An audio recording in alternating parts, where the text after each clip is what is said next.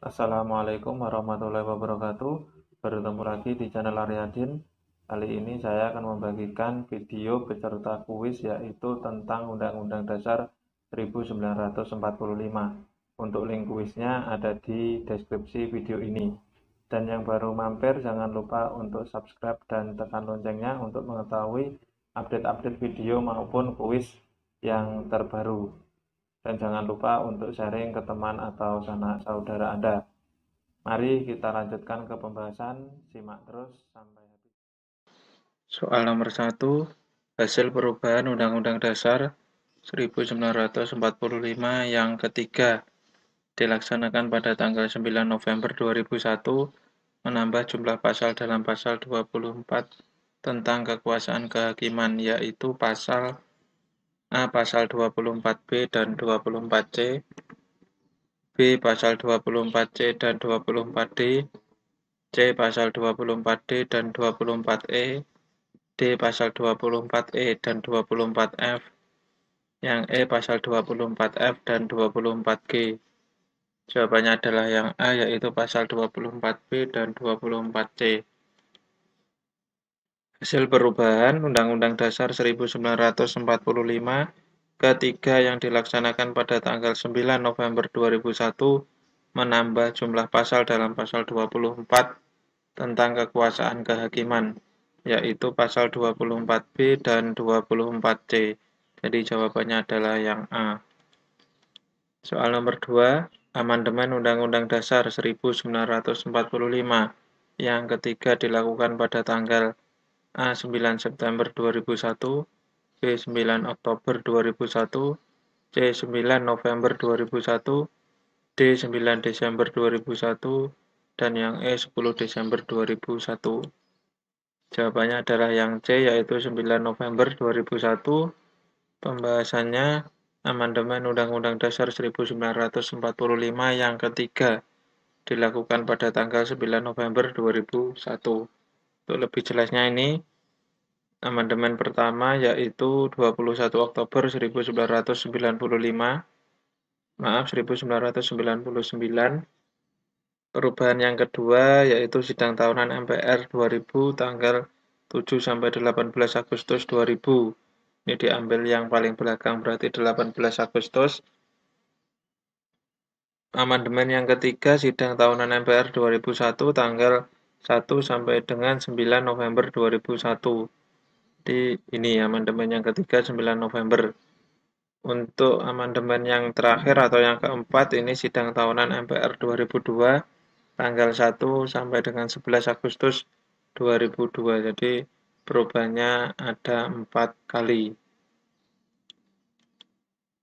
Soal nomor 3, berikut ini yang bukan merupakan konsepsi pengaturan rancangan undang-undang yang adalah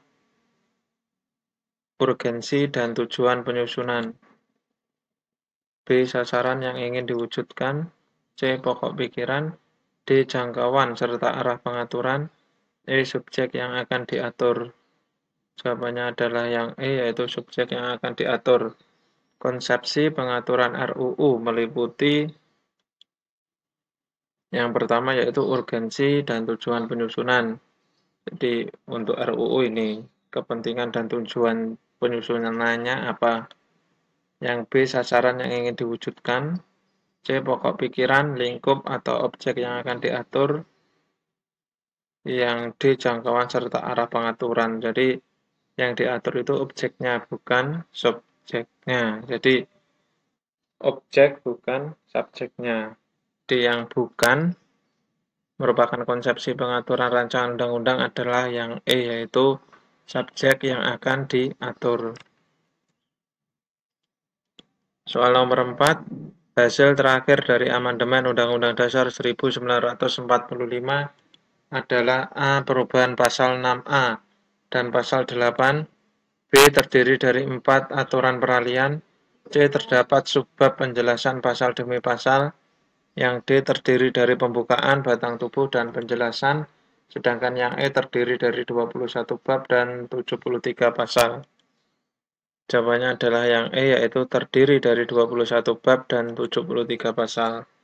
Pembahasannya ini hasil terakhir amandemen yaitu yang A pembukaan, yang B batang tubuh, terdiri dari 21 bab, 73 pasal, 3 pasal aturan peralihan, dan 2 pasal aturan tambahan.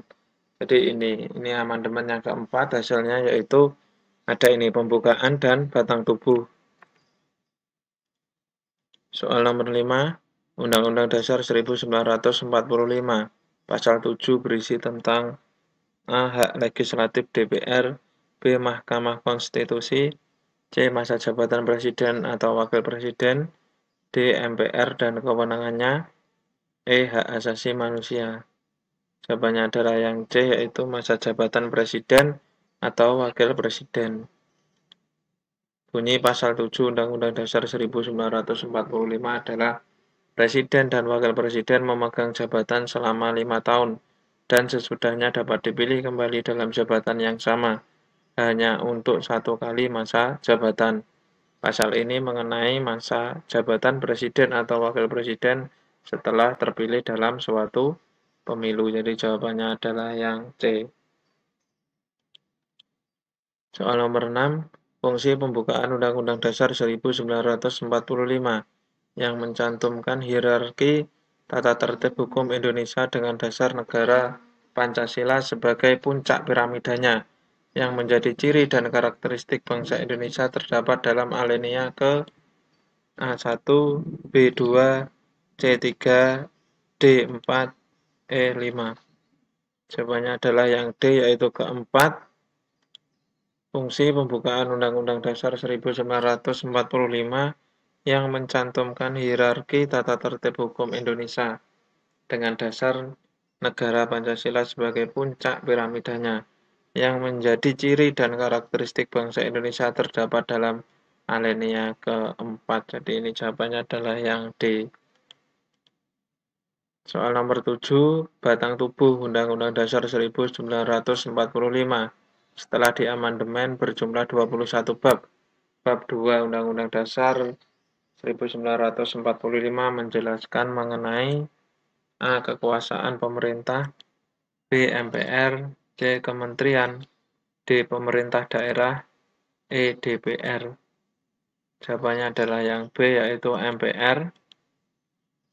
Batang tubuh Undang-Undang Dasar 1945 setelah diamandemen berjumlah 21 bab. Bab 2 Undang-Undang Dasar 1945 menjelaskan mengenai MPR.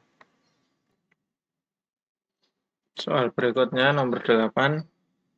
Rancangan undang-undang yang sah menjadi undang-undang dan harus diundangkan bila Presiden tidak segera mengesahkan dalam waktu A. 40 hari setelah disetujui bersama, B. 35 hari setelah disetujui bersama, C. 30 hari setelah disetujui bersama, D. 20 hari setelah disetujui bersama, E. 10 hari setelah disetujui bersama.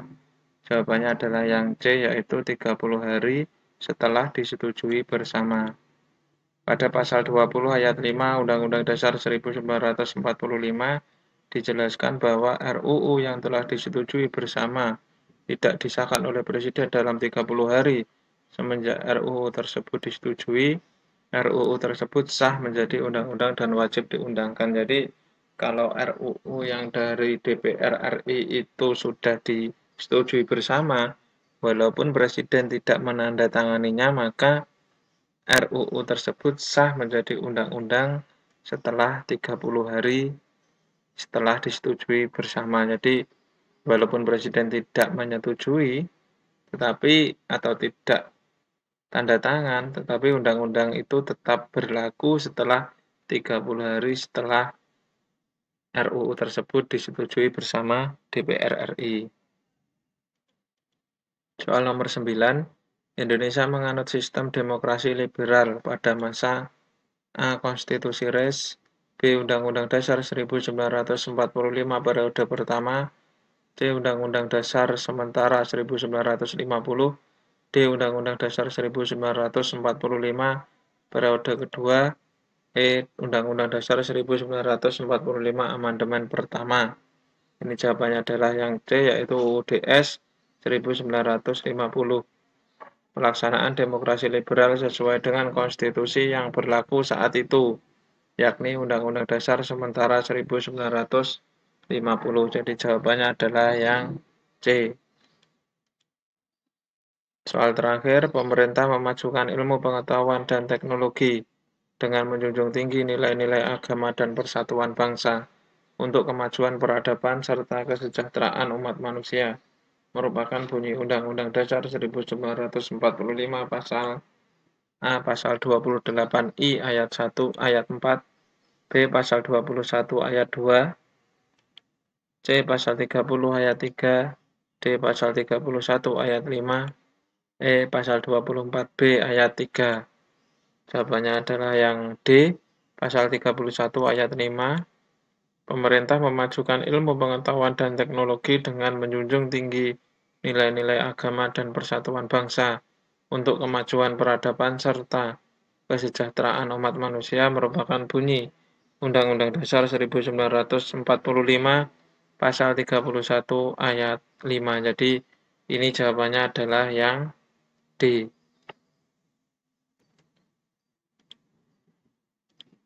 Cukup sekian penjelasan dari saya, ada kurang lebihnya saya mohon maaf. Jangan lupa untuk subscribe. Nanti untuk kuis-kuisnya langsung saya share di YouTube dan linknya ada di deskripsi video. Jadi jangan lupa untuk subscribe dan tekan loncengnya untuk mengetahui update-update kuis maupun materi CPNS yang terbaru. Cukup sekian. Jika ada salah kata mohon maaf. Wassalamualaikum warahmatullahi wabarakatuh.